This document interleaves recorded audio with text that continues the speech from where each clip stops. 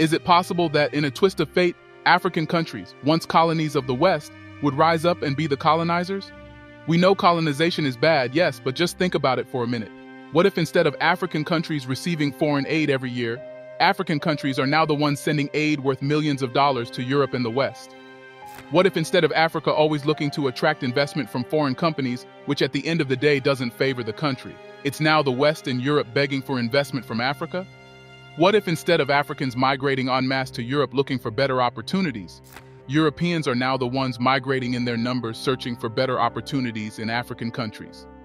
Are these scenarios possible? Well, the fact is it is very much possible because African countries have all the human and material resources to achieve this. Angola, a country in Central Africa under the rule of its former president José Eduardo dos Santos, even though it was a corrupt regime, gave a glimpse of how an African country turned things around to become the savior of its former colonial master. For more than 400 years, Portugal exploited Angola often brutally as its colony, until the country gained independence in 1975, after a long struggle. However, the process of getting that independence was traumatic, leading to a civil war that lasted until 2002, when the former president of Angola, José Eduardo dos Santos, who had been in power since 1979, finally defeated the UNITA rebel movement. As you can imagine, the country, though blessed with oil and diamonds, was struggling. The economy was bad and things were difficult, which isn't surprising given that the country had been ravaged by civil war since 1975.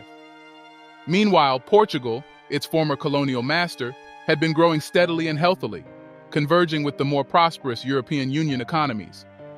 At the time, the Portugal government saw President José as a trustworthy ally who would protect the interests of Portugal in the country. Although the economy was bad, money still circulated among the Angolan elites.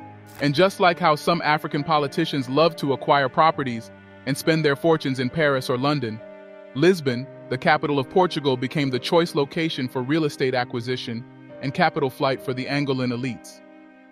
Portuguese lawyers, bankers, and accountants became the trusted stewards of the growing fortunes of the Angolan elites. They secretly took up Portuguese passports and sent their children to the best schools in Lisbon. However, everything changed after José defeated the rebels and oil price increased. Soon enough, Angola doubled oil production, and with the increase in the price of oil, the GDP of the country increased by tenfold, bringing in tremendous wealth for the country. Energized by this extraordinary wealth, which made Angola one of the fastest-growing economies in the world, and the third in Africa, the regime of President Dos Santos sought to remake the country and reinvent its status in the world. Interestingly, at the same time, things turned around for Angola. Its former colonial master was in poor shape. The economy of Portugal was tanked, and the Eurozone turmoil led Lisbon into debt, recession, and the arms of international lenders. In 2011, Portugal was on the verge of bankruptcy and had to receive a $100 billion bailout from the European Union and the International Monetary Fund, IMF. But as you know, any country that borrows from the IMF is usually worse off than before they borrowed, because loans from the IMF usually come with a condition which most of the time does not favor the country. So in exchange for the loans, Portugal had to agree to some radical austerity measures, which left its population poorer and sapped the welfare state. So in a curious twist of fate, Portugal was in bad shape while its former colony, Angola, was awash with oil money, enjoying a growth rate of 5 to 15%. What do you think the Angola government, which Portugal felt was an ally, did? Portugal needed help, and guess who it turned to? Angola, its former colony that it brutally exploited, and Angola answered the call for help. Angola began to invest heavily in Portugal, commanding substantial stakes in the Portugal economy from the banking sector and telecommunications to the media and energy. The president's daughter, Isabel dos Santos, who was once the richest woman in Africa, was at the forefront of this movement. In March 2015, the president's daughter unveiled plans for a merger between two major banks, Millennium BCP and Banco BPI, which would create a new financial giant in Portugal. This deal highlights the influence of Angolan capital in the Portuguese economy, which is still struggling to recover from the Eurozone debt crisis. During this period, Angola pumped so much money into Portugal that it became the only country in Africa where outward investment exceeded foreign investment in the country.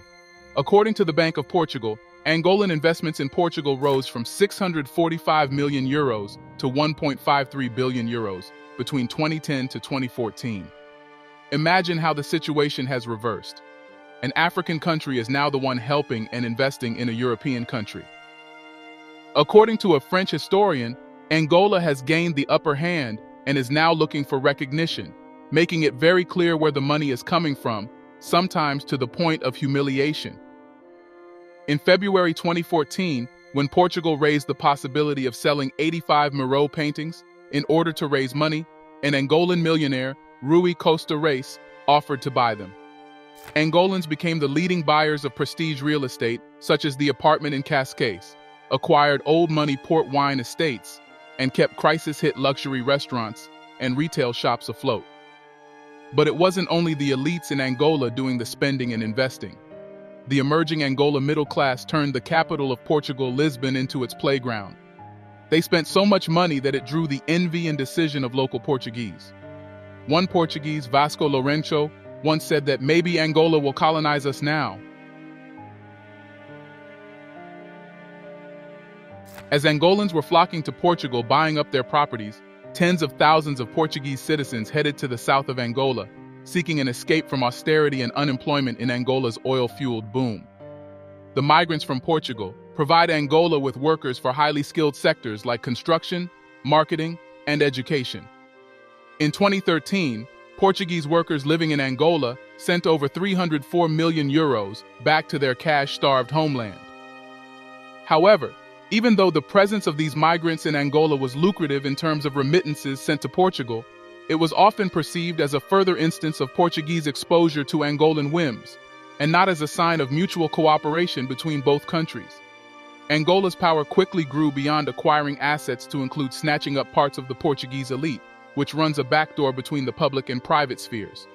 It's even believed that Angolan influence spread so much in Portugal that it reached the very center of the Portuguese political system through large-scale financing of political parties. Portugal did not object to any of this. Instead, they argued that the economy was cash-strapped, Portuguese corporations undercapitalized, and Angola, with its endless liquidity, was a lifeline. Angola pumped so much money into Portugal, so much so that when Angola threatened to cut off ties in recent years, in response to reports that Angolan officials were being investigated for corruption in Portugal, Portugal's foreign minister immediately apologized, setting off an intercontinental debate about the changing power dynamics between the nations. No doubt the Angolan elites were corrupt. The oil boom only benefited the elites and a few of the middle class. However, the idea that an African country was not in the begging position but is now the one doing the threats is mind-blowing. According to a Portuguese journalist and author of the book, The Angolan Power in Portugal, Celso Felipe, we had it in our heads that Angola was a poor country that needed to be helped. But suddenly, they were able to help us and to buy things that we cannot buy. It was like a housekeeper buying your house. That is awkward, he said. Now, why was Angola so interested in Portugal? Why invest so much? The government of Angola could have refused to help Portugal in its time of crisis. Well, Angola simply saw an opportunity and took it like any Western country would have done. The economic crisis in Portugal made it easy for Angolans to easily own large Portuguese corporations that they wouldn't ordinarily be able to afford. Portugal also had the potential to mainstream the interests of Angolans away from their questionable origins and into the heart of the global economy. But aside from this reason, there was a deeper motive. Some of the investments made were not even profitable. Some Angolans even lost money in the process. So why take the risk? Well, according to experts, Angolans had a post-colonial score to settle. It was a form of revenge over the 400 years of brutal colonization by the Portuguese.